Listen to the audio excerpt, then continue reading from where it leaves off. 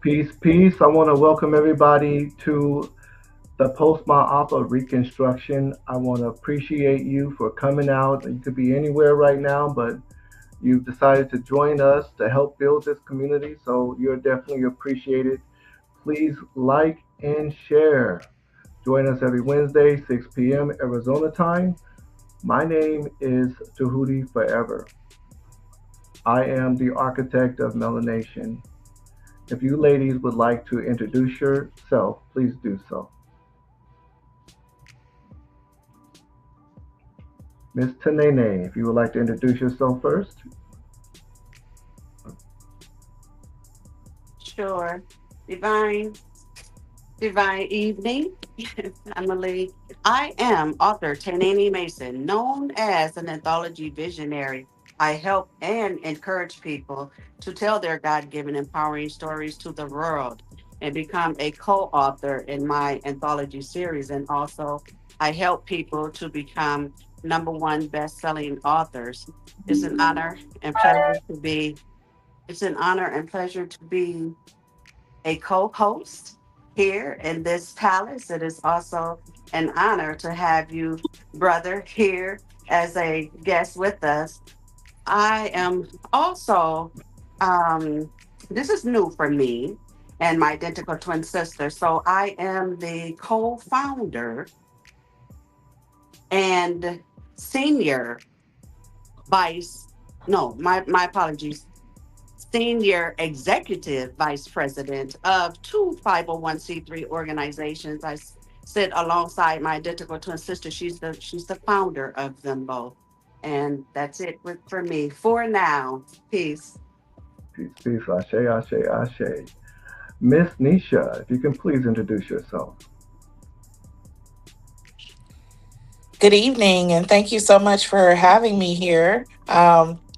My name is Miss Nisha, B, and I am the founder of Miss Nisha B LLC and the Boss Ecosystem. And what I do is help busy women over 40 who want to create another stream of income, get clarity, and also have a system that fits their real life. No more burnout culture.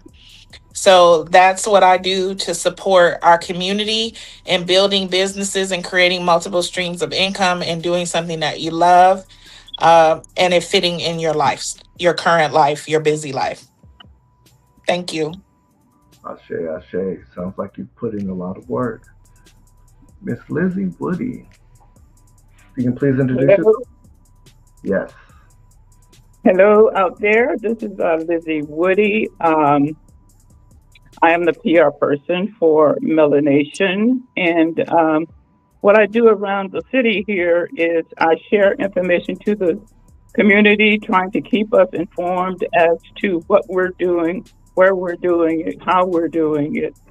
And currently, I am on a mission to be a part of the build and the growth of MelaNation. And welcome to the show. Ashe, ashe, ashe.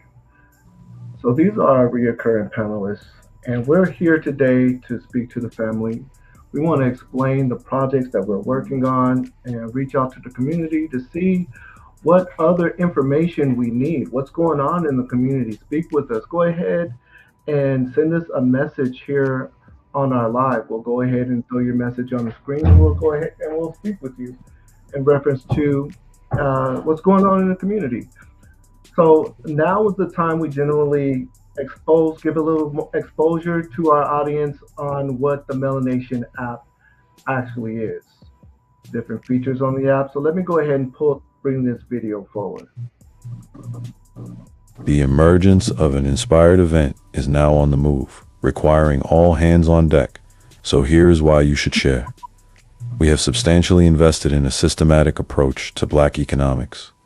Our mission is to empower and uplift our community, both online and in the physical world where birds fly. Interestingly, your monthly vote steers the direction of the company. Introducing MelaNation, a cutting-edge TV, and an internet platform. It's making its way to the world stage with over 400 pages of state-of-the-art features. Features include movie streaming, a production studio for influencers where your production will be displayed through the television, a dating site that can be accessed through the TV, a Google Maps powered satellite mapping system for registered Black owned businesses and entertainment, making it easier for you to locate the community near you, and much more. We're bringing everything the community needs under one roof in order to build the proper infrastructure across the nation. Learn more on the Facebook page, family. The time is now for your participation to shape the direction of this community-powered company. Ashe, ashe, ashe. Ashe. That's the business, that's the concept, that's the vision that we're currently working on. We are in the beginning stages. We just bought the servers. We just started to build the actual infrastructure of the app. Only maybe 2.5 weeks ago is when we got the server. We do now have a website where you can go on. It's called MelaNation.co, melanation.co. So let's go ahead and get into it, family. You can find us here at YouTube on MelaNation app. You can find us on Facebook. Please join us on Facebook. It's very important. Our Facebook page is MelaNation app. If you find the desire to assist us in the movement, you can find our Cash App at $MelaNation app. So if anyone would like to speak to the audience about what is this live session about? That's the current question.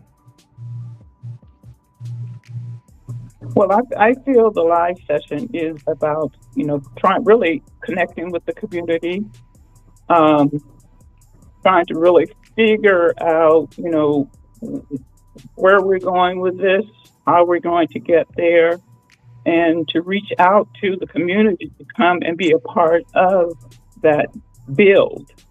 And I consider it a build because we're not there yet, and we have a while to get there. So what we do build, we want it to be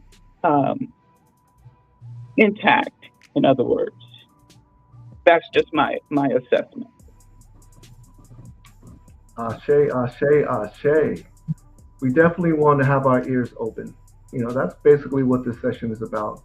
We are building infrastructure, very important infrastructure for the community. We are focused on the community. So we need the community to let us know what's happening, what's going on, what are the needs, what are the opportunities, what are the struggles. So we're here every Wednesday at 6 p.m. so we can listen. That's the main reason why we're here. It's so that we can listen and we can integrate the things that we're being told. We're in the process of integrating and building and expanding. And even after the app launches, we're still going to be listening for ways to advance and new features and different needs of the community. We're looking to address these needs. So we're going to be here live even after the app launches, and we are willing to mold the app in the direction that it needs to go. It's not a stagnant one type of process. We are going to continue to grow and expand.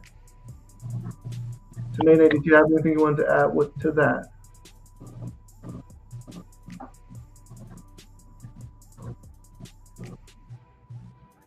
So the next question, because it's important to understand the terminology, to understand the mission.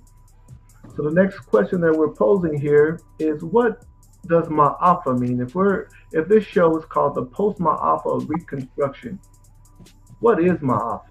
What are we actually saying? So that's the question that's posed right now. Do you wanted to tackle that one for the audience? Well, from what I can remember, that's the question of the day. It has to do with, after slavery, how do we build? How do we rebuild? Okay. That's Right. my assessment of it. Yeah. How to rebuild after slavery. So The term Maafa is Swahili. It means the great disaster. Okay. So when we refer to the Maafa, our elders have cloned this phrase. It refers to anything dealing with chattel slavery, systematic racism, redlining, colonialism, um, Jim Crow laws, the tragedies that's been happening to American citizens based on the color of our skin. That is what we mean when we say Ma'afa. It's all of that built up. So the Jews have the Holocaust. The Holocaust was in one country for a period of time. The Ma'afa is worldwide, and it went over hundreds and hundreds of years. And the UN just recently acknowledged the Ma'afa as being the worst tragedy done to any human beings on the planet. So when we say Ma'afa, we want to acknowledge that we're attempting, our goal is to overcome the tragedies that's been happening to us systematically. So we have to have an answer that's a systematic answer. So that's why we call it the post Ma'afa, because we're in transition. We now have tools at our disposal. We now have lots and lots of numbers. We have citizens that are melanated people who are able to come to our aid. There's so many advances that we have. We can't continue the same struggles. We've been on the same struggles for 150 years. We're struggling for our human rights, humanity, struggling for other rights, struggling to equal pay. All these struggles, we need to move past those struggles and create for ourselves. So we're beyond asking at this point. So that's what the word post means. We're beyond that point. We're building for ourselves. Ashe. Ashe, ashe. Okay. I love it. I love it because I feel like the asking is like being crumbs thrown at us. At this point, it is time to build and create our own. Um, Absolutely. and then it was what's crazy about it is being treated as the underdog, but not realizing that we are a mighty group of people with much knowledge, much resources. It's just about us all coming together and putting those resources together and not depending upon other people, but building each other up. Ashe, ashe. And there Absolutely. has to be a system for that as well. In order for us to reach one, we got to figure out how do we do that and how effective is that. We definitely need to have the communications open. We have to have an audience. We have to be reachable. That is so true. Um, this question here, what does Ma'afa mean? That's really important. It's a really important question. That's why we pose the question, because we have to understand what happened to us so we can move forward. Family, I'm, Ma'afa, I'm going to have to get my headset. I can't hear y'all. This draining my no, ears. not a problem. Okay, give me a So, sec. sure. What does Ma'afa mean? So Ma'afa means go back and fetch it. And when we say Ma'afa, we're referring to our ancestral knowledge and information. Don't lose yourself, right? Don't forget where you came from. We need to identify ourselves as family members and understand, hey, we are going through the same situations. We're not going to forget what has happened to us, and we're going to continue to build together. So the word Sankofa means go back and fetch it. And it really just And said, don't forget who you are. Don't forget where you come from. We all the same people, I and I.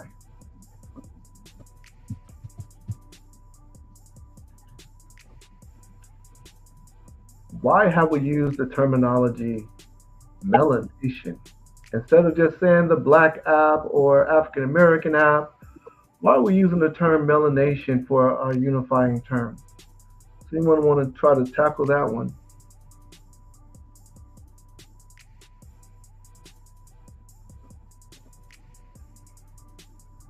So the reason we decided to use the terminology melanation is because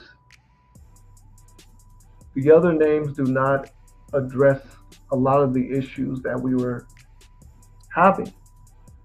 The concept of black is disenfranchising. The concept of white came about in American slavery. They were trying to distinguish between who can be enslaved and who's going to be the enslaver, who's going to be the slave master. So originally, you had one group of Caucasians come in and they started to claim that they were white. Now, no one is the color white, but they were able to use that banner to include other nationalities like the Irish, and the Irish became white at one time. Originally, they weren't considered to be white, but when they needed the numbers to help control, the slaves, well, I'm not going to call our ancestors slaves. We're going to say the enslaved people. They allowed other nationalities to come in under the banner of white. So they became white and we became black, which means someone who's potentially able to be enslaved. The term melanation, everybody heard of the one drop rule. The one drop rule is one drop of what? Black. But black is not a scientific term. You can't pull up anything in your blood and see black. It's not such thing. The chemical that they were referring to is called melanin. So the whole entire concept of if we're going to be targeted as enslaved people or not was based on one chemical in your blood, one drop of it. If you have one drop of melanin. Now, here's the thing, that's not something that's only localized in America. They sent that to the Africans in the diaspora. All they were worried about and concerned about is, do you have one drop of melanin? They called it black, but there's no such thing.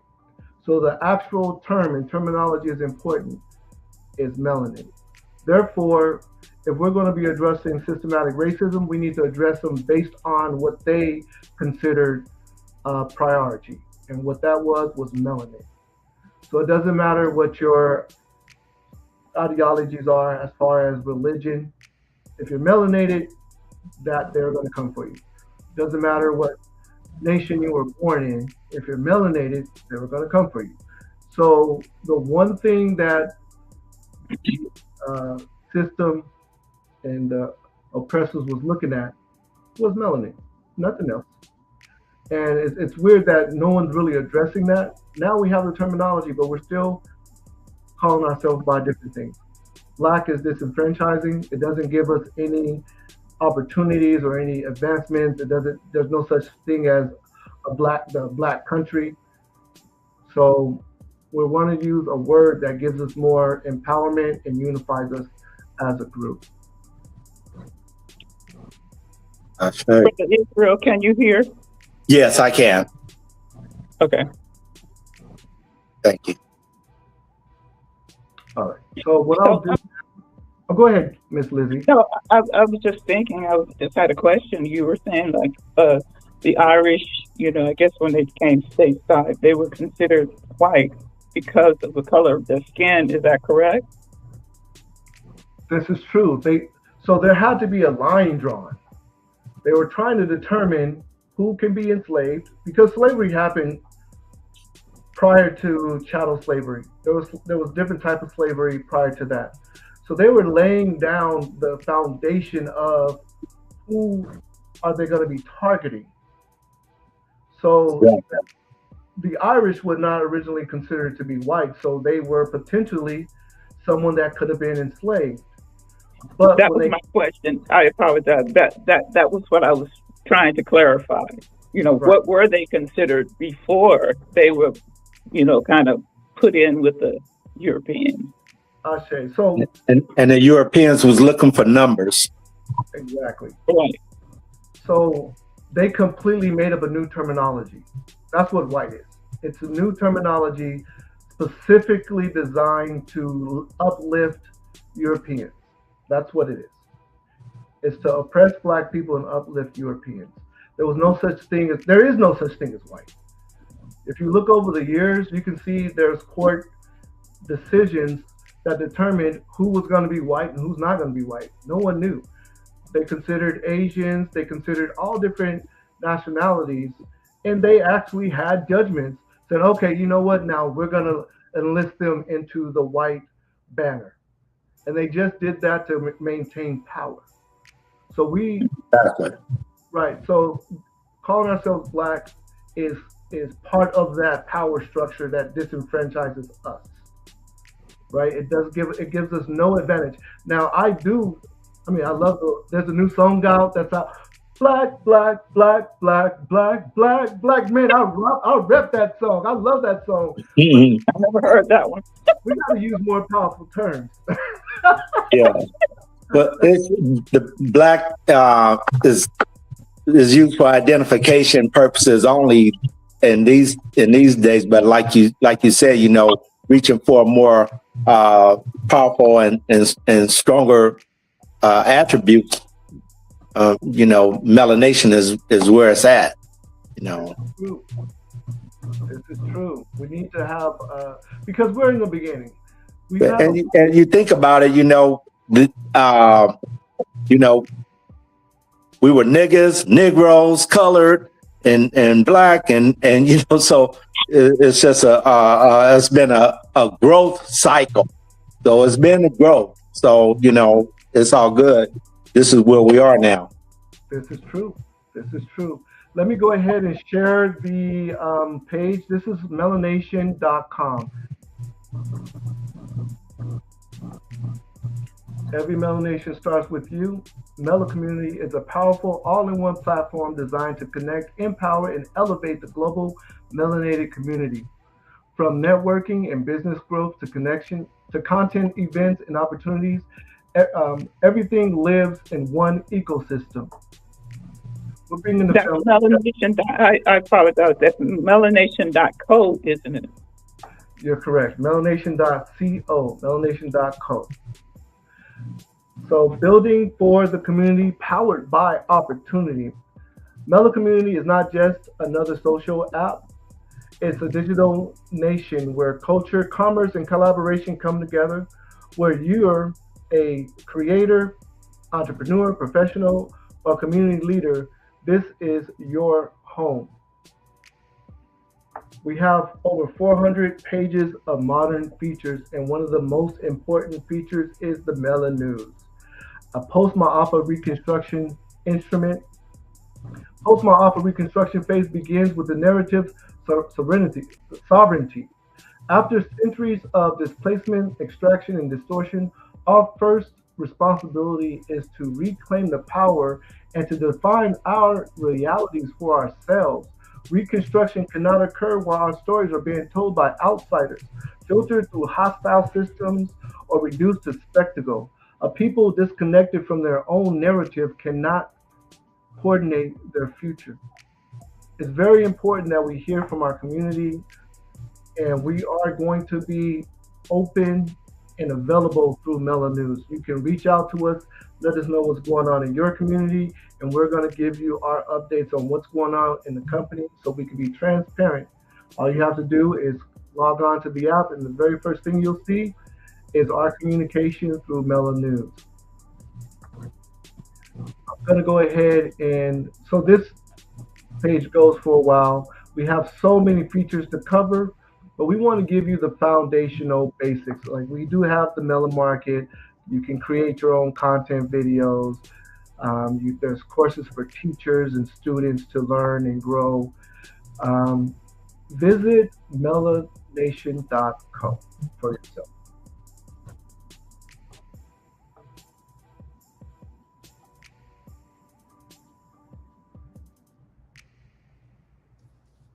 I have a Go for it.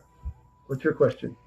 I have a question. I love the fact that there's so many there's so many businesses out there and apps and things out there that people have feedback and they never get heard. And the fact that this is an opportunity to give your feedback, is there a mechanism for that? So yeah, they would just log on to the app itself, and it depends on what type of feedback they're looking for to give. If it's newsworthy feedback, then they would just reach out to the Mela News department. But if it's more social media, then there'll be other outlets for them to reach out on. Now, are Okay, you talking currently or, once everything is in place? that's going to be Uh, once Now, everything. okay. right. Yeah, that's why I was asking, like, currently, like, while it's in the building stages, how are people able to give feedback and say, hey, this would be a great opportunity to add and would add to the melanation and also our the community growth, the economic growth, all of that. How could people give feedback or, just provide something and maybe you can connect with them to follow up or get more information? Okay, okay, I understand. So, yes, we are. Our ears are open on our YouTube channel, on our Facebook channel. So, our community right now is really focused on Facebook Messenger. So, you can join our Facebook Messenger group under MelaNation app, and also join us and communicate with us on Facebook itself under MelaNation app. This is where most of our communication is currently going through. Also, if you go to the webpage, see if I can go back here, on the very bottom, we do have a resource where you can contact us here.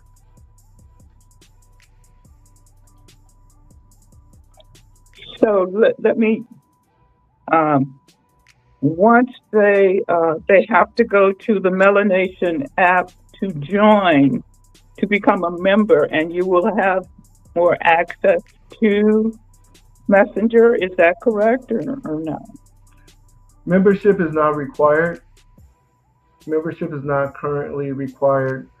And also, the app itself downloads free, and you can use the features for free. Membership is not required now, nor when the app releases, it's not a requirement. However, we do have a way that you can gain advanced features by subscribing once the app is available. But this page here, if you go to melanation.co and scroll to the bottom, you can leave a message for us, and that will reach us as well. So there's several different outlets where you can contact us. Um, my preferred method will be to ask the question within the community because other people need to see the questions as well.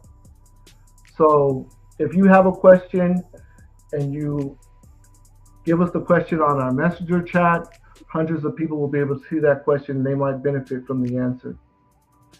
But if the question is, you can just go to melanation.co, scroll to the bottom, and you can contact us there.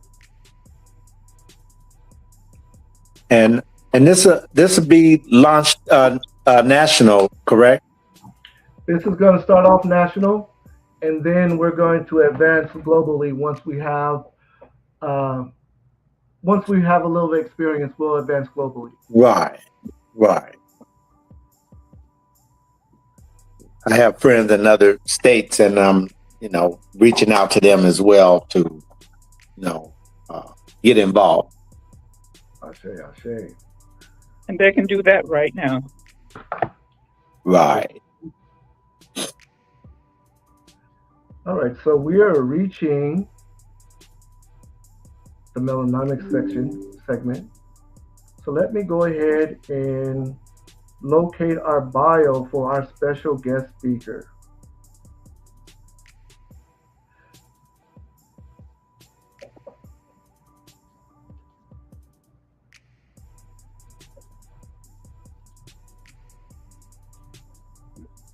Welcome, welcome, Ms. Jean-Pierre.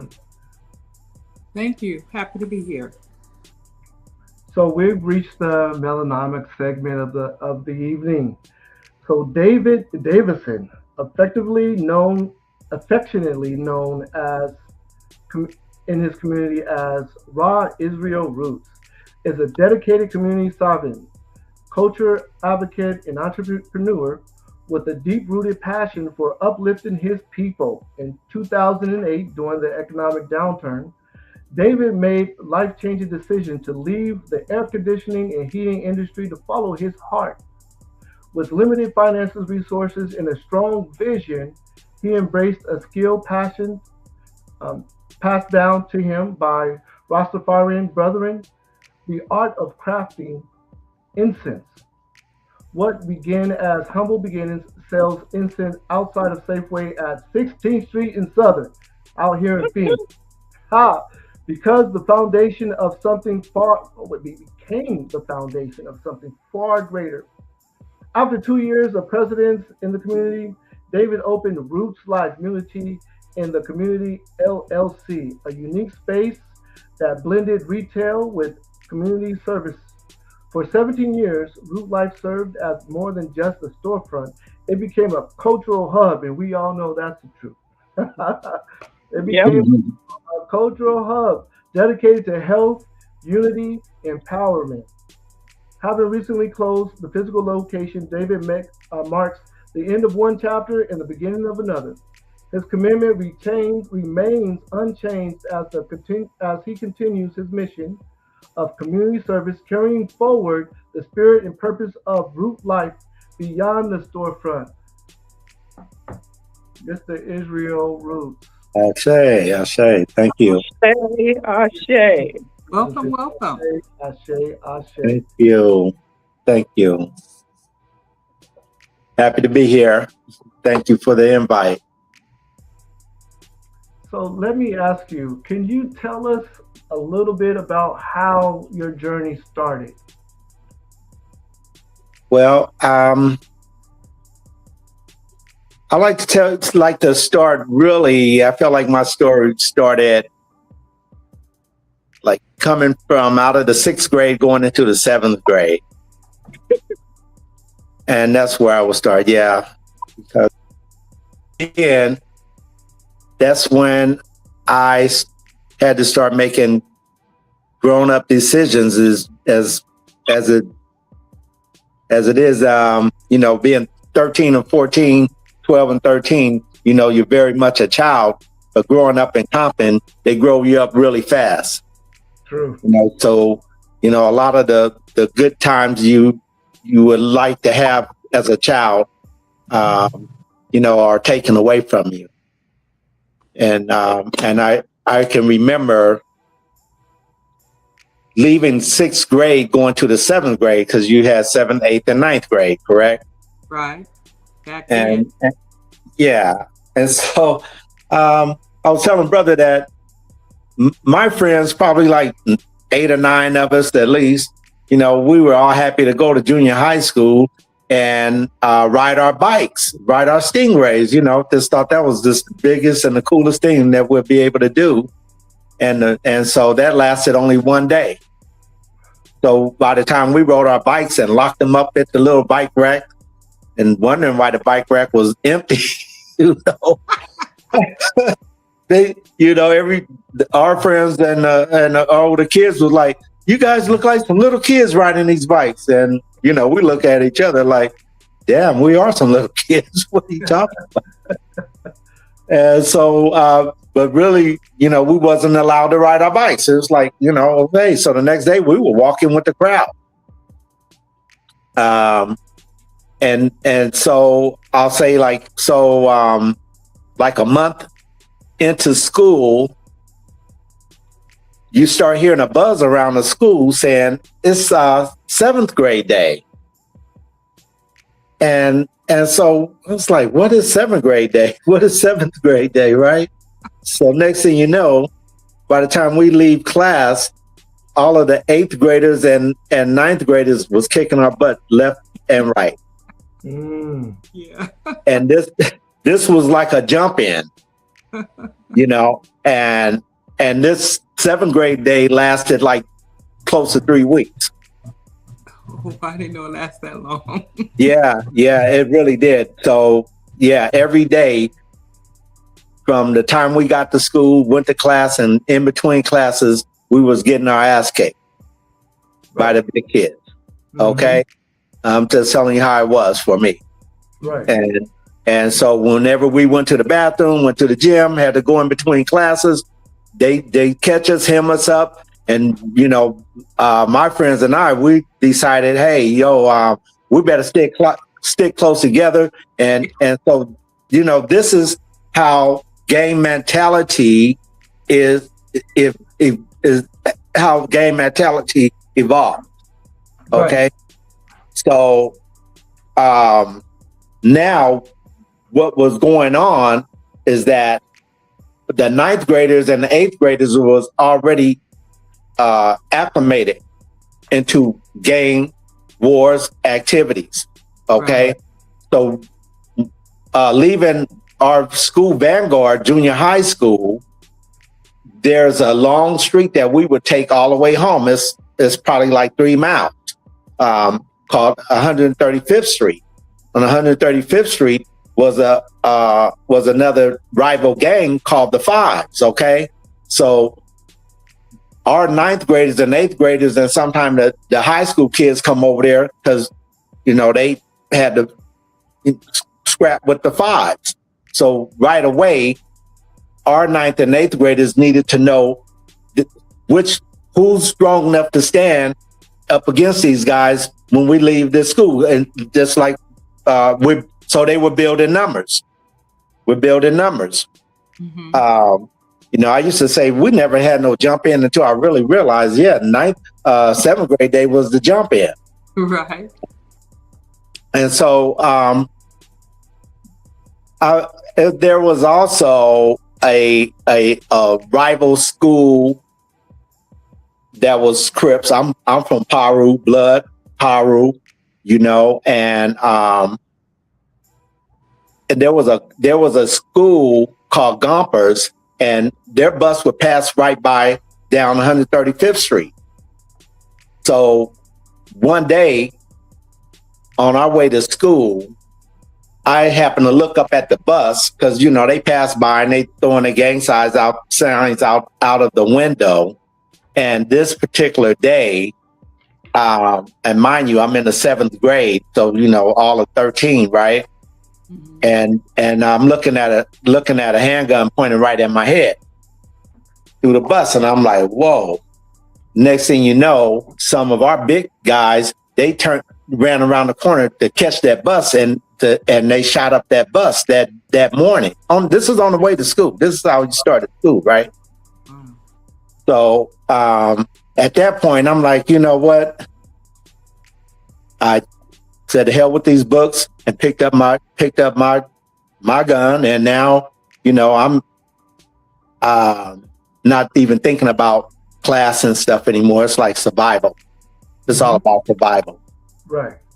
You see, so it was just a really trying thing when you think of it, later on, that you denied this childhood, because we should have still been riding our bikes, having fun, going to school, and just enjoying life, but that was all taken away and then entered into adult life at an early age. That's why I said we entered into adult life so early, so along with that comes with all the other stuff that gangsters do.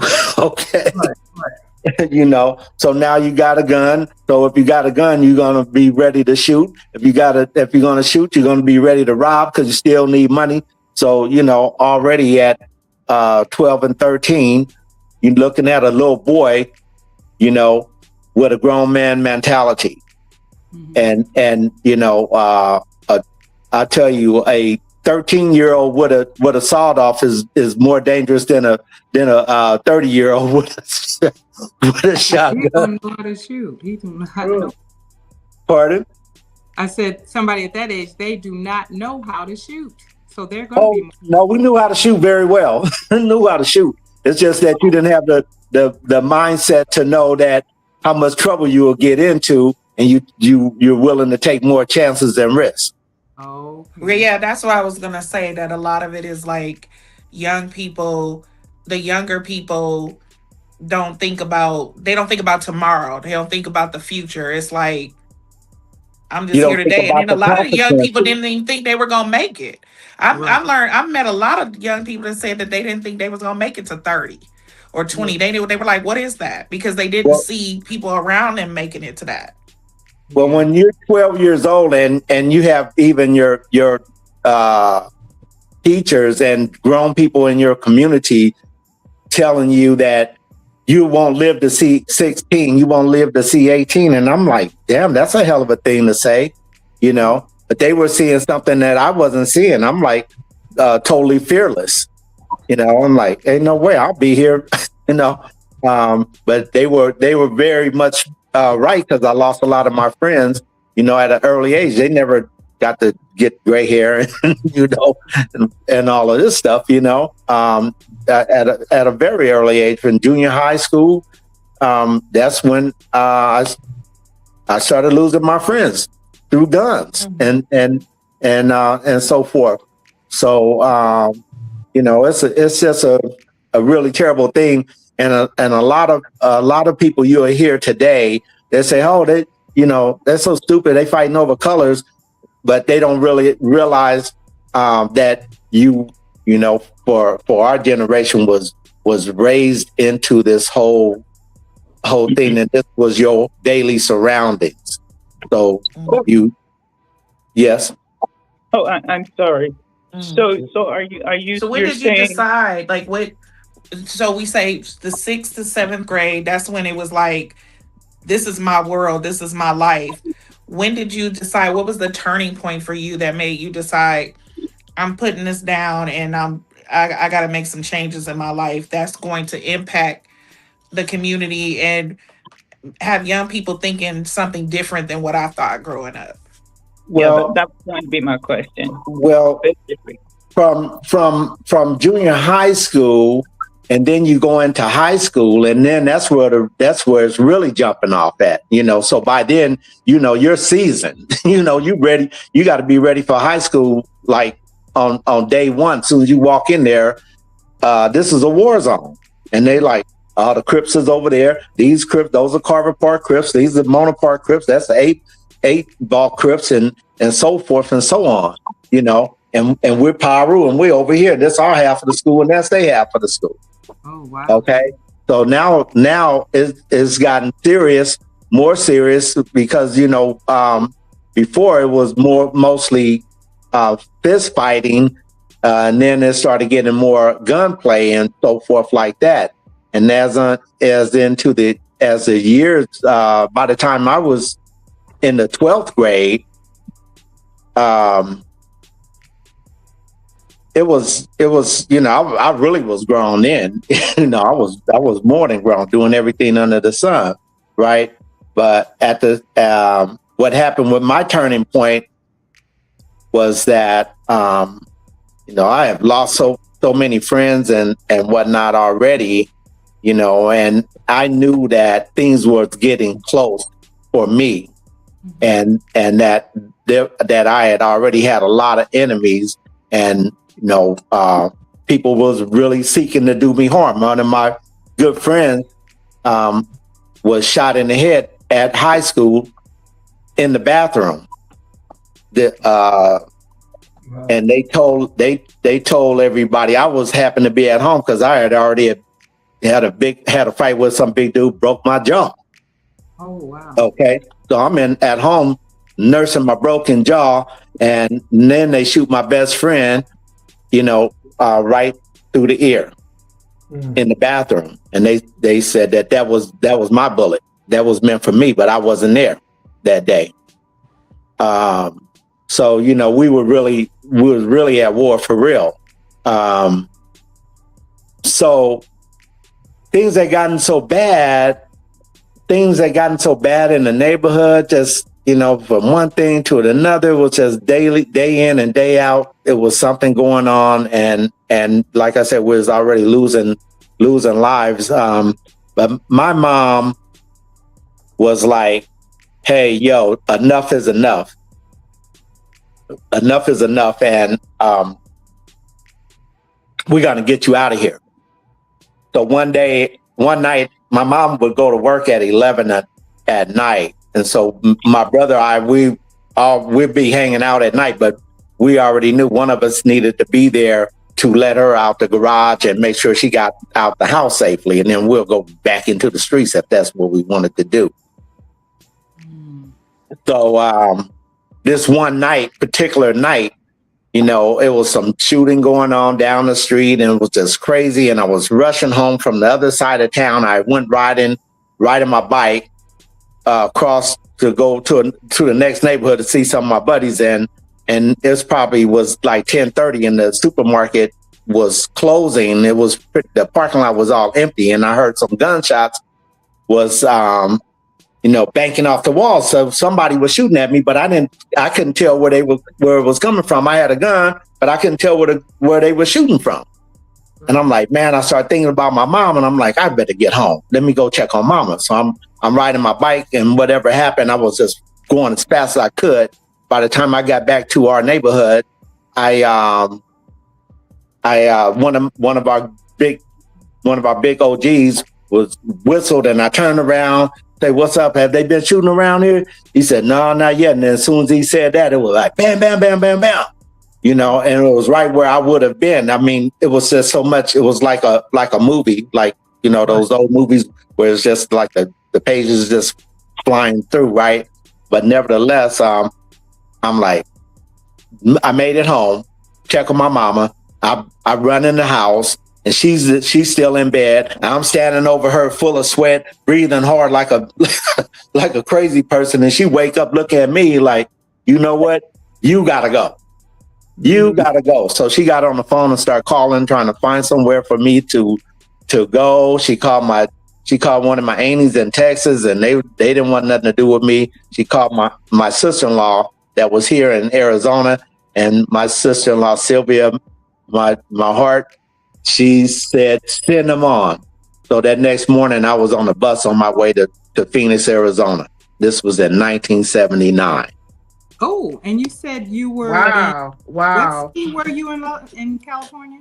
Pardon? And then you got here to Phoenix and made such an impact on the community. What made you like what were the steps that you took when you were here in Phoenix to decide to make an impact in the Phoenix community? Well, you know, and that was still a long journey because you got to realize I was just, you know, I was still a teenager. Mm-hmm. I was still a teenager. So, you know, now I'm like 17 years old and I reached Phoenix and everything got real because I didn't have any friends around. It was just me. I'm meeting new people, but you know, it's like a culture shock because you think about Phoenix in 79, you know, nobody even locked their doors, you know? But what happened with me right away, my mom was like, hey, you know, if you get in trouble, nobody's coming. You're on your own. You can't get in trouble. You got to go to work. You got to go to school, you know? And I found out that my ass couldn't read, write, do math, nothing. I was on a 4th grade level. And I'm like, oh, snap. Everything got real. And so I went to Chicanos por la Casa, started working on my GED and learning electrical. And I got my start over there with Chicanos por la Casa. And I had a white pocket dictionary, a little Webster pocket dictionary, and I kept it in my pocket 24/7. And I mean, on the bus walking, I had my dictionary and I just like go through the words every day, all day. And that's what I did. It wasn't until much later, you know, I met my children's mom. We got together and, you know, nevertheless, you know, babies started coming and I wasn't one that's going to run out on my children. I love my children. And that's how that part we was raised. You know, I had a mom and dad. And so that helped me start to mature and, you know, really start growing up and taking responsibility for myself and for my actions, you know. Mm-hmm. So now my brother, my second oldest brother, was in the Black Panther Party. So we had that militant thinking, all through my family, even my mom, because they were growing up in the 60s and out of Pomona and all of this. So they dealt with a lot of racism. So, In the Black Pomona? Panthers, I lived in Pomona. When were they there? in the 60s. Oh, I was there in the early 70s. Yep, in the 60s, I think we left out of there right near after I was born, probably like in 63 or something like that, and moved to LA. What division of Pomona were you in? Um, um, I know we were on Gary Street. Ah, Yeah.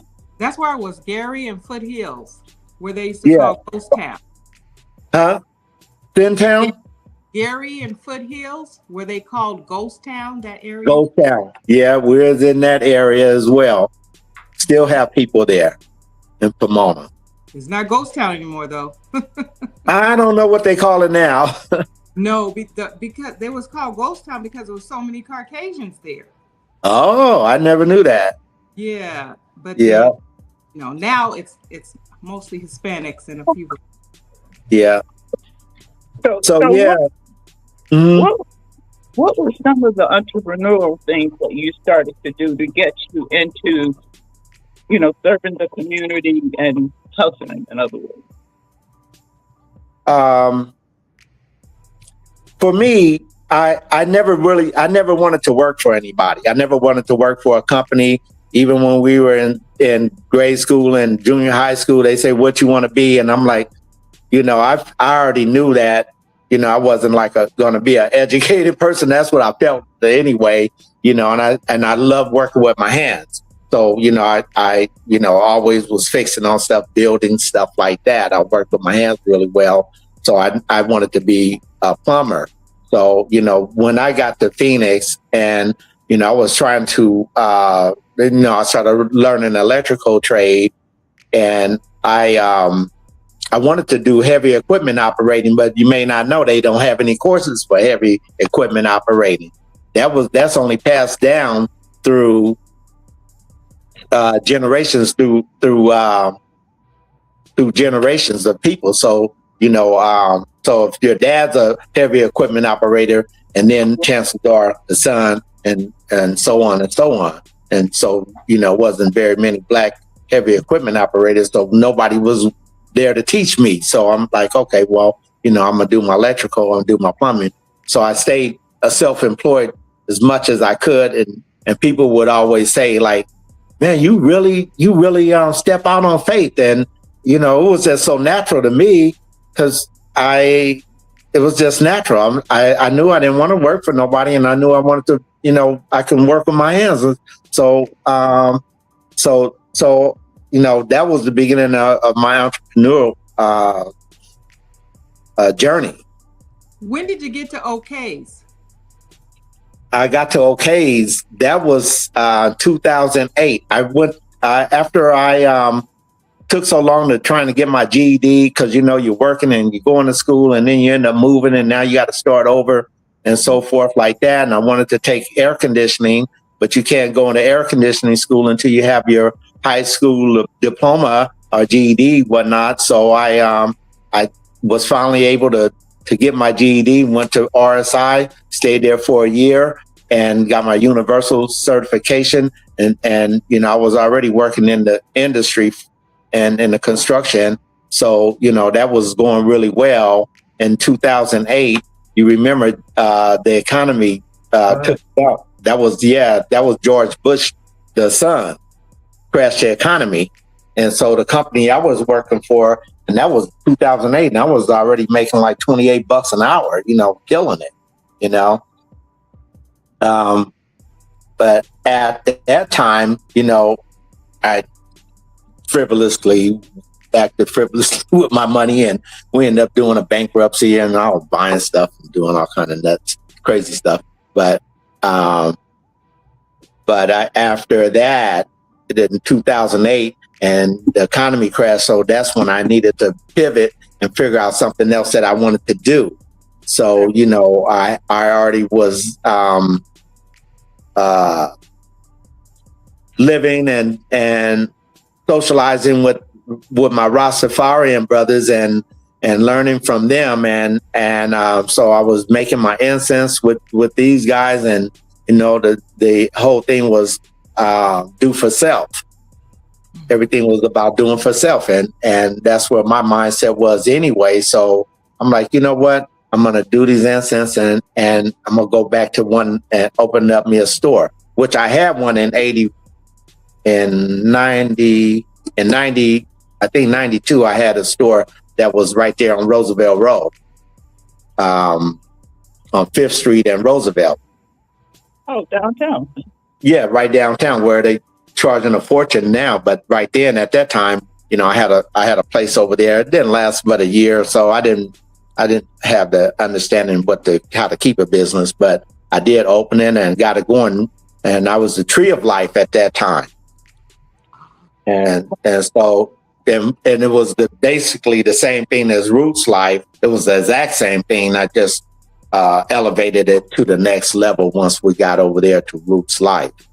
And so I didn't name it Tree of Life, because by that time I was gonna get back going in that business. There were so many other businesses called Tree of Life that as I prayed and deal with the ancestors, was like, no, you got to go deeper, and I didn't understand it right then, and then later on I figured it out. They said go deeper. What's deeper than the roots? Okay, Roots Life. So that's how Roots Life started. Okay. Can you give us an idea as to, some of the things you went through with that shift and that move? Pardon? But can you give us some of the things that you went through with that transitioning from downtown to Roots Life? What type of traffic? Are these questions being answered on the live channel? I can't see the questions being asked. I don't see any questions being asked. But you've been answering questions. I was like, oh. I'm just going by, whatever you guys ask me something. So yeah, but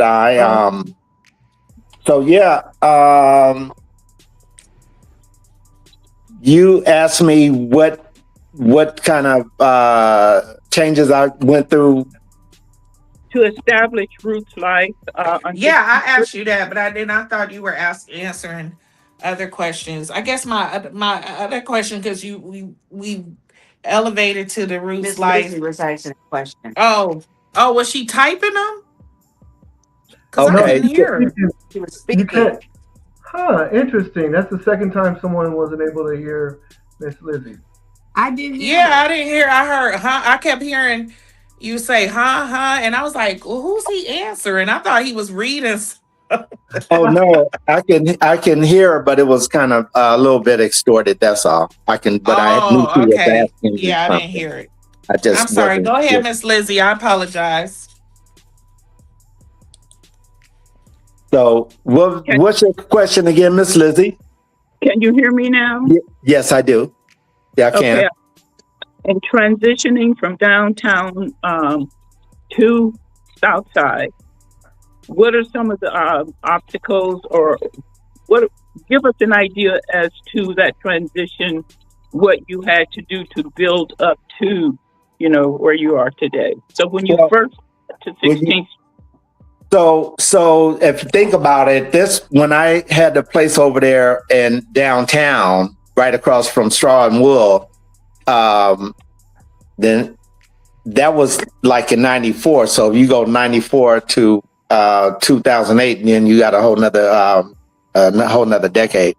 So, a whole lot of life was happening and experiencing and working in the construction field and industry. So what happened in 2000, I married my wife, Catherine.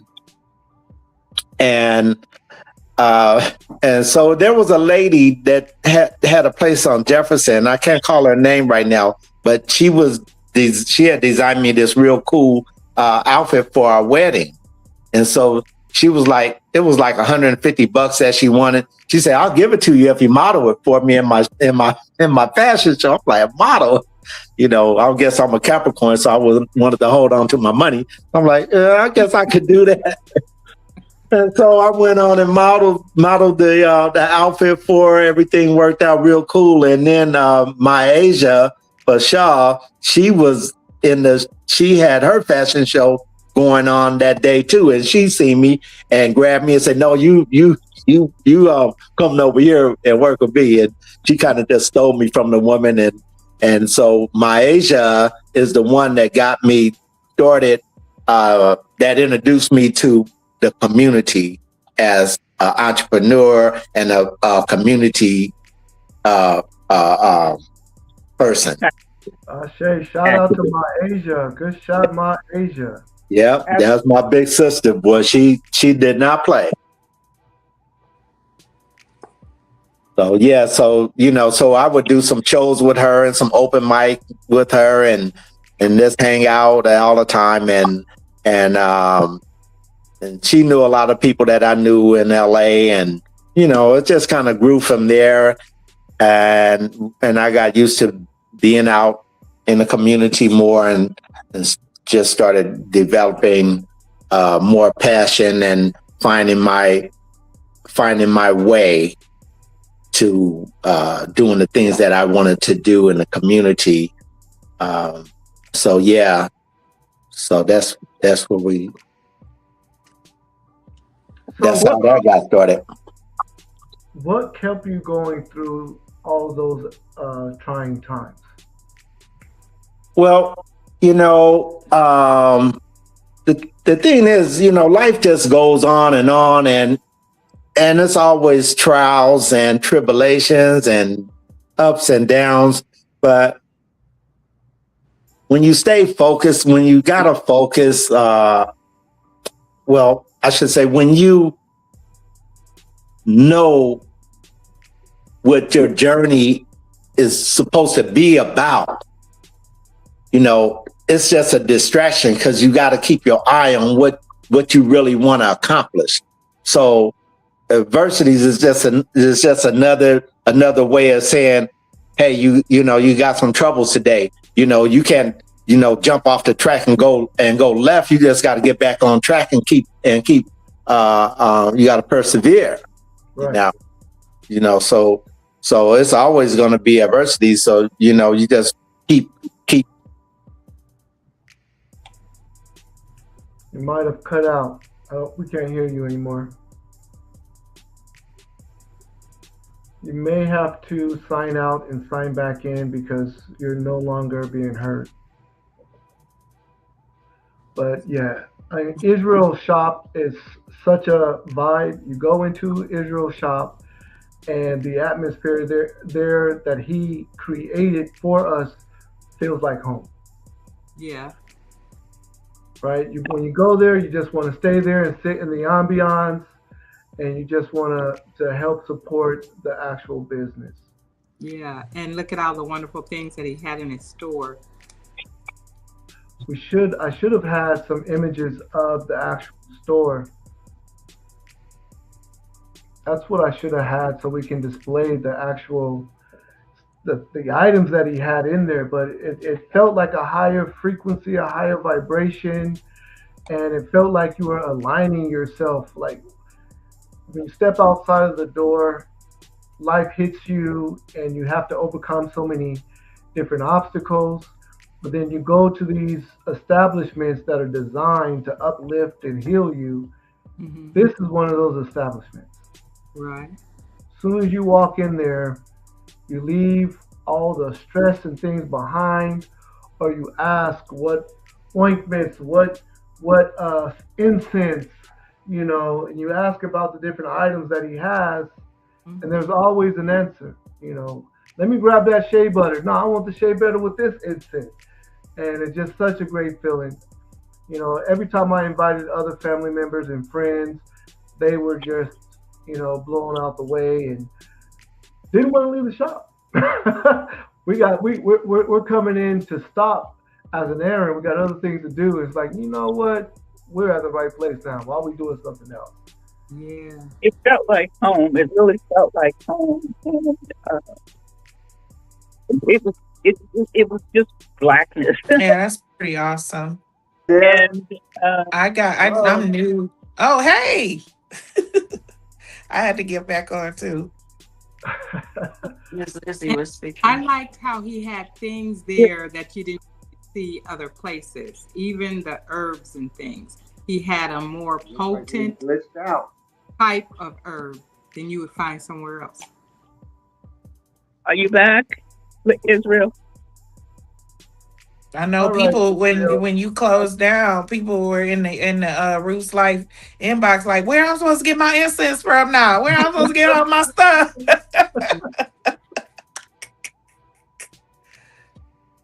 And you know something, I'm thinking, like the small shops like that.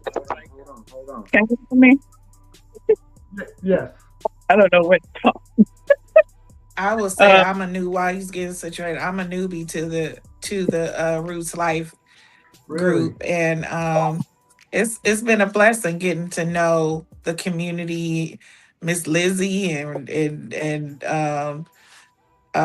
Brother Israel. Just it's just like I feel like I'm a baby growing up in Phoenix. Like I've learned more around in this community, and I've been in Arizona for 19 years, There's and I certain feel more connected now. exactly. There's certain places that you have to be aware of that kind of opens the community up at large.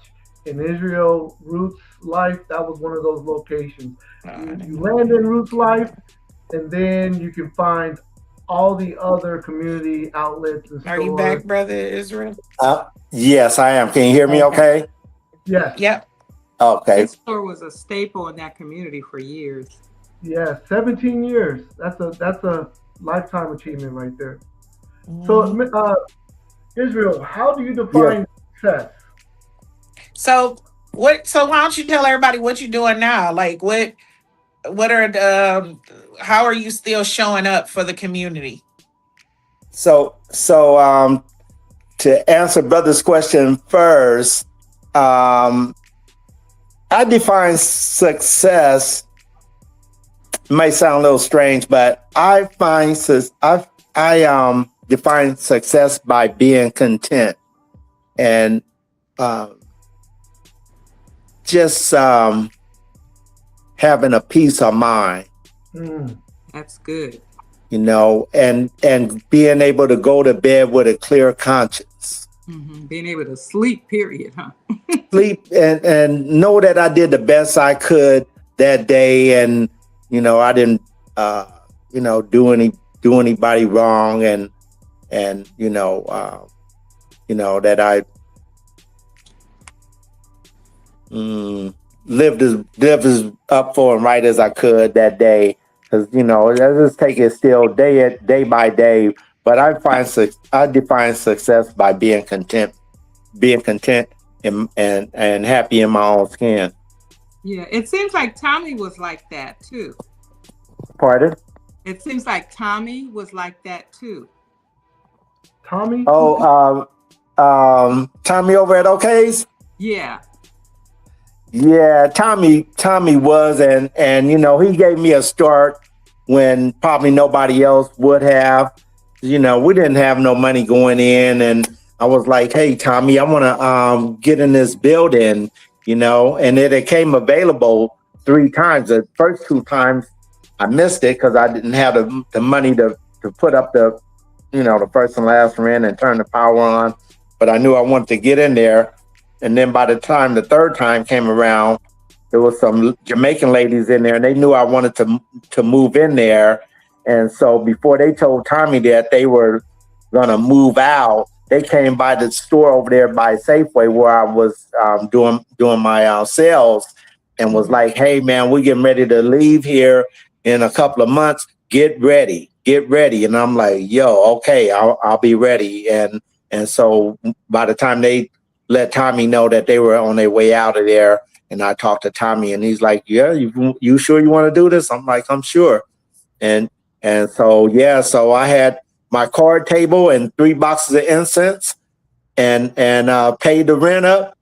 Went in there, And my family and friends looked at me like, yeah, he done lost his mind for real. He's gonna open a store. He don't even have any products. What is he doing? But I That's had a exactly plan. what I'm You talking didn't about. lose it. You found it. You actually found it. I can't hear you. I said you didn't lose your mind. You actually I, found it. well, I had a discussion with my mom years ago when I started growing dreadlocks, and that was another time they thought I lost my mind. And because back then in the '90s, people growing locks wasn't it was very rare. Hmm. And she would be like, "You can't change the world. You can't change the world." And I said, Mom, I'm not trying to change the world. I'm trying to keep the world from changing me. Right. Ashe, It. Ashe. You know. I So think we need to hear more stories as what you're talking about, because that I like that enlightens. quote. Somebody. well, I Tommy opened the doors for me. We went in there, and my thoughts was, like I say, I come from a militant background, and you got a lot of people calling themselves Black Panthers and stuff today, but all I see them doing is toting guns around. I'm Hmm. like, the Black Panther wasn't started by just being able to carry a gun. They were feeding the children and clothing the children and taking care of the community, and that's where my thinking was like. And so it was like, okay, so the first thing we did was start doing clothing drives, and then we're doing school supply drives, and we'll just have people come down and drop off all the school supplies they could, if it was just a few packs of pencils or whatever, and we'll take them to Martin Luther King or Julian, one of those schools, and just bless up one of the classrooms, or until we ran out of stuff. and Okay. uh and the same with the clothing. People would bring so much clothes in there, and I would always like, hey, don't bring us nothing tethered. If you wouldn't wear it again, don't bring it. And if Right. it's not washed and clean and folded, don't bring it. Hmm. So people took heed to what we were doing, and we would see so much clothes that stack up the wall, come back down, stack up again, and people would come in and bring their family and just get the clothes, take the clothes for free, whatever they needed. Sometimes we had people that would donate suits and and nice clothing, and then we'll save those for the people, for the guys and young ladies that was out looking for a job and needed something nice to wear. But we would always hear people like, hey, you don't know, we just lost our clothes in the storage, our clothes got burned up and this and that. So it was just so cool, because we didn't have any products anyway, so we just was doing what came natural. And then we connected up with a couple of the churches in the community. I had a big old white van, and they would donate us, like load up the van with produce and meat and bread and everything, and twice a week, and they would take it back over to the store, set up a table, and give out food boxes all day or till they were gone. Hmm. You know, I'm going to so say we that contributed to your, to what you're doing now with all the events and things that you have, for the community. and we started doing the fam blam, right away, because my sister Addie and my wife, we just always like to party anyway. So we always was over at Addie's house, or they were at our house, or we was at the park just kicking it with our friends and family. And so once we got the store going, and then we're like, hey, we should do a customer appreciation day. And so we started putting the fam blam together. They said, well, what you gonna call it? The fam blam. So that's how the fam blam was, started. Yeah, it was exciting to get everybody to come down to the park, and pretty much what we would do is just a potluck. Like, we'll just call all our friends, and everybody be on the phone calling their friends. saying, "Hey, bring chips and dip," just like you do at a for your family reunion. You bring this and you bring that. The next thing you know, we got enough food for everybody. By the second year, we had like 2 grills going, and we had the vegetarian grill, had the meat grill, and nobody had to pay for any food. We just took in donations and prepped the food at home and brought it to the park and cooked it up and served everybody. All right. So, can you talk a little bit about the Fam Blam? Pardon? The Fam Blam. You want to talk a little bit about that? What else? What goes on at the Fam Blam at this point? Like I say, the Fam Blam is a customer appreciation day, and pretty much we just want to get together, bring everybody together for just the sake of meeting new people in your community, networking, because we always want to network because something is going on, just like MelaNation. People need to know about it, and whatever somebody had a business or, whatever they were doing, bring your business cards and get a chance to get on the microphone and tell a little bit about, what you're doing, what your plans are, and how people can get a hold of you and so forth like that.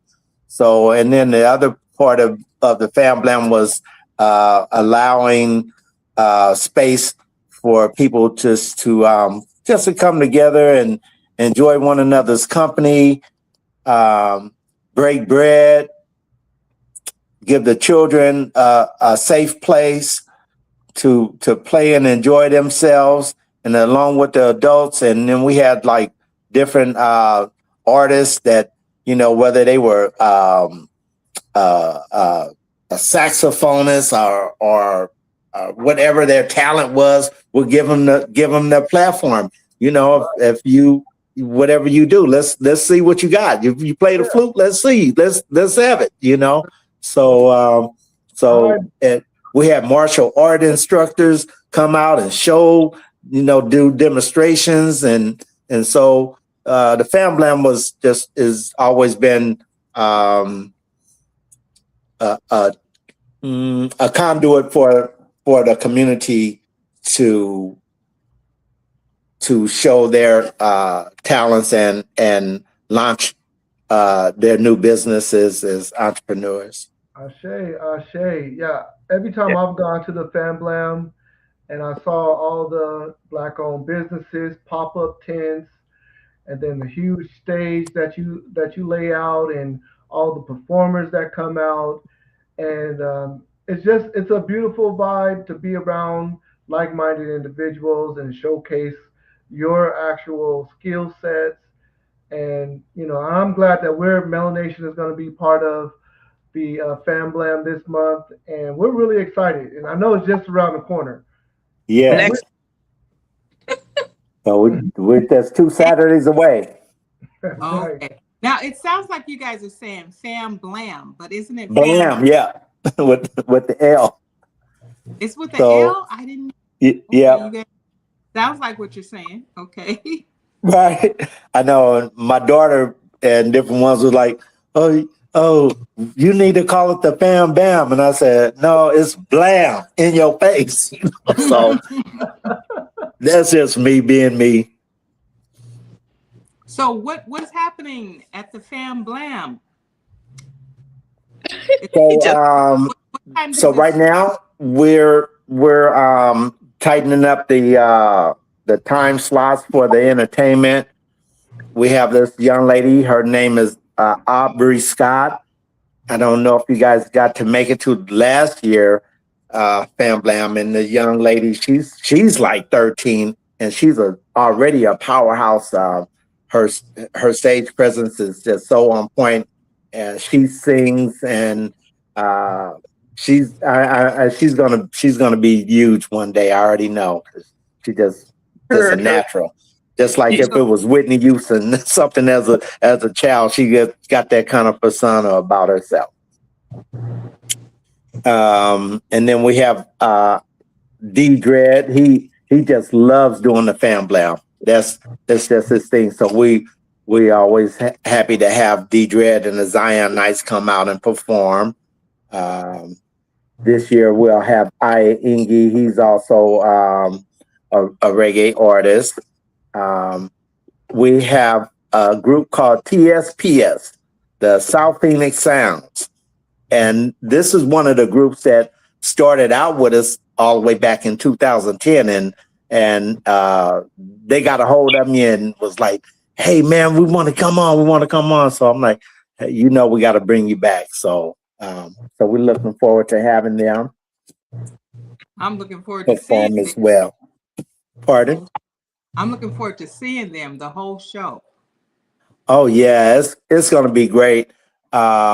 We'll be using that patio right there in front of the rec center.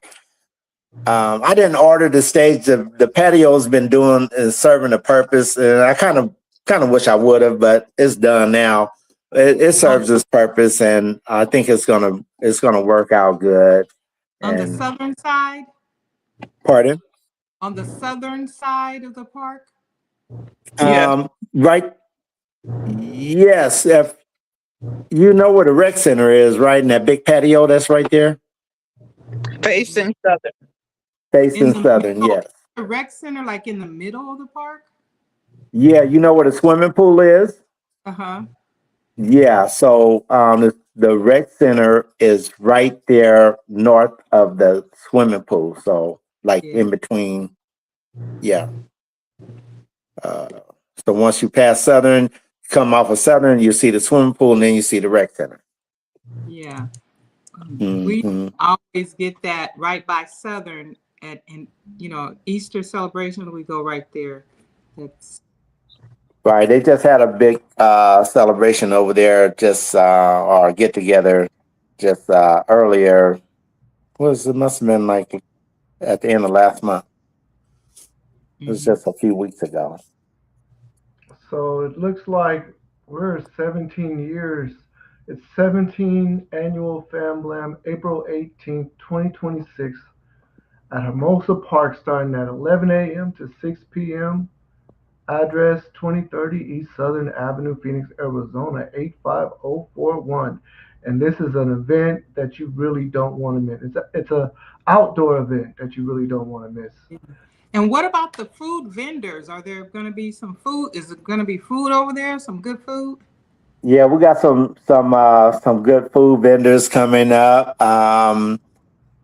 We have Big J's Fish and Chips. He has a food truck of fish and chips, and I think he does burgers as well. And the prices are really reasonable. Anytime we do our fam blams, and I talk to the food vendors, I'm like, hey, bring cook something that you don't have to knock everybody over the head with. Just bring something that's easy to that won't break everybody's pocketbook, right? Yeah. And then it's another brother, Chris. He does some delicious brisket sandwiches, and it's crazy. He does brisket sandwiches and put coleslaw on them. It's like crazy good. Oh, wow. That sounds So Yeah. let delicious. me So let me ask, um, what advice do you have for aspiring business owners? mm, I say plan your strategy, plan your work, and work your plan. Mm, And just really take put it in ink and paper to yourself and I would like to see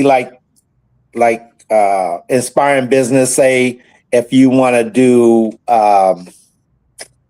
just say for instance a nail shop, just mhm. for the sake of argument, you know, start hanging out and visiting people that has a nail shop and get up under them and find out the ins and outs of it. And is it something that you really want to do? Mhm. Get around people that's doing something that you would like to do Community. and ask all the questions that you can.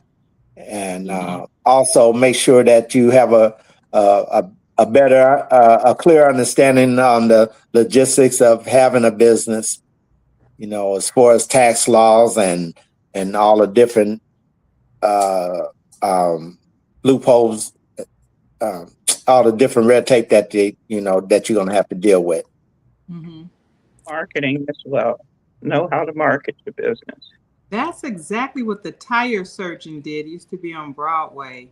He worked at Charlie Casey's, learning the business, and then he turned around and opened his own tire shop. Right, right. Get around somebody that's doing exactly what you want to do and model yourself after them, and and there's nothing wrong with that. Everybody got to kind of model itself after somebody. That's true. So, do you have your a business model? What model do you live by? The model that I live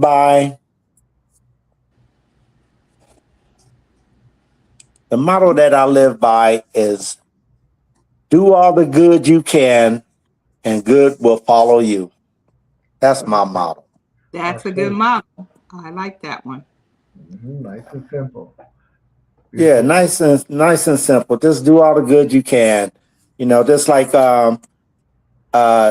you got bad karma. And I think the brother was telling me it's another name for like good karma. He said dharma, something. Do you guys know what that is? Oh yeah. What is that word? It's Dharma. Yeah, Dharma. drama. It's almost like drama, but it's Is it Dharma? dharma. Dharma? Yeah. Mm-hmm. Right. And yeah, so even like coming through the Rastafarian teachings and stuff, you got good karma, and so it's balances. You to have balances got to be a good karma, right? And so that's why my model comes from that. If you can develop bad karma by doing wicked things or not so good things, you should be able to on the flip side develop some good karma, Right. by doing good. So do all the good you can, and good will follow you. Ashay. Yeah. So, what would you do differently? Is there anything that you would have done differently? What is business wise? You know what? According to business, but here's the thing. So, what I appreciate about your business is it bleeds into life, everyday life. Your business was based on uplifting people's journeys. So I really can't separate the business of Israel Roots from the person. Right. So I Me is what I don't think I would have done anything differently as far as because I just had to play the cards that I was dealt. right. You know what I'm saying? So I couldn't like say I would do this different or do that different. I mean, in a perfect world, and you had tons of money, you can figure, doing what things, financially, you can do it differently. But this is for me has been a spiritual journey, more than just a physical journey. So I just stayed the course. So Right. no, I wouldn't do anything different. Yeah, I mean, it's hard to say what could have happened if you did something differently. And the success that you've had, you've gone 17 years. That's something that we would not want to erase if you did something differently. So I could definitely appreciate that. Um, this is the last question that I actually have for you. I don't know if the panelist has any other questions for you, but what would you say is the best decision that you've made? That's a good question. I tell you, that is a good question, and hmm, I'm kind of reluctant to say, but I'm gonna go ahead and say it. My best decision that I made was to close the store when I did. Uh-oh. Honest, Okay. honest, honest. I Right. thought that you would You say. know, when the ancestors move you, you have to pay attention.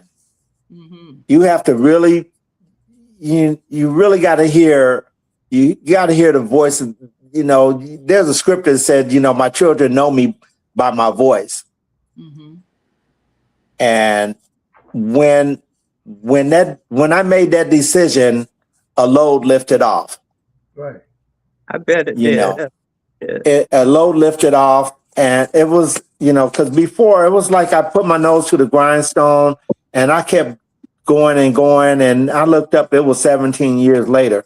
Right. you know and I had to ask myself, okay, and I'm looking at my wife and things that we enjoy doing, and like, you know what, we haven't been doing much fishing, we haven't been doing much traveling, and every day, we just work in that store, and it's cool, we love it, we love our customers, and all of that, but at the same time we have to love ourselves as well, so we can be around. Let me know when you go fishing again. Okay, yeah, we're gonna get you out there for sure. Yeah, but yeah, I think that was the best decision that I think that I ever made. If that's kind of way out there, but yeah. Closing up and moving on. It was something that needed to be done, and it needed to be done at that time. I say. I Uh, definitely. It's all about That, time. that sounds like wisdom. That's what it sounds like. I haven't gotten to a point where I've had anything for 17 years, but knowing when it's time to move forward and close those chapters, that sounds like discernment and wisdom. But we definitely appreciate the years that you put in the community, and I understand that you're continuing to serve the community in other ways, right? You're I'm still. absolutely. sorry, I missed something. You guys kind of low right now, but I'm trying to hear you. I was saying that discernment, Yes, right? That sounds like wisdom and discernment. yes, sir. Yes, indeed. But that was the last question I have for you. Does anyone else have any questions before we end our session? I think we've heard a lot, and I appreciate you sharing with us, um, and wishing you really the best going forward. Because we're here. You're a part of MelaNation as well. Right. So MelaNation is right on time. I needed that. It's like a nice boost. And it's also, when I see MelaNation, this was right during that whole time when I was closing the store. So I'm like, man, this is, I jumped on it right away because just oh, that oh, discernment, right? Like, yes, I yeah, appreciate it. You introduced me to it. Oh, yes. I'll give thanks. Yeah, even though I couldn't like get active, but I still seen it. I'm like, let me just link up with brother, and as soon as I can get the storage closed down and get situated, and then I can get more involved. Right Ashe. Well, now, I'm working on a radio station over at KRDP. I have a radio hour over there, so I've been training with Calvin Worthy. All right. So we're going to have the Roots Life Unity in the Community Radio Hour. All right. So, absolutely. so I Wow. think that's going to be fun. It's going to be exciting. It'll be like what you and I were doing, Miss Lizzie, over at the store, and just kind of take it I'm to the still radio here. station. I'm still Mm-hmm. here. Mm-hmm. Mm-hmm. Yeah. Well, all right then. Ashe, Ashe, and Ashe. I just want to remind everyone that we are here. Let me make sure we. I want to say thanks for watching, and we're here every Wednesday, 6 p.m. Meantime, in between time, reach out to us on Facebook at MelaNation app. Definitely come out to the Fan Blam this April 18th, 2026 Come out to at that. Hermosa Park. All right, everyone. This has been a great session, and I appreciate you, Israel, for coming out and laying down those jewels. Ashe, Ashe. Shay, thank you so much, brother. Peace And and I'm just blessings. so looking forward to seeing how MelaNation develops over the years. Not All just right. Melanie, but you too. All of us together. We Amen. Absolutely. Yes, and we. we. I and And All I. righty there, family. Peace and blessings. Peace and blessings. Peace, peace. We look forward to seeing everybody at the family. I'm gonna invite some friends and bring your favorite park chair or blanket. Let's have a good time. Let's do We it. will.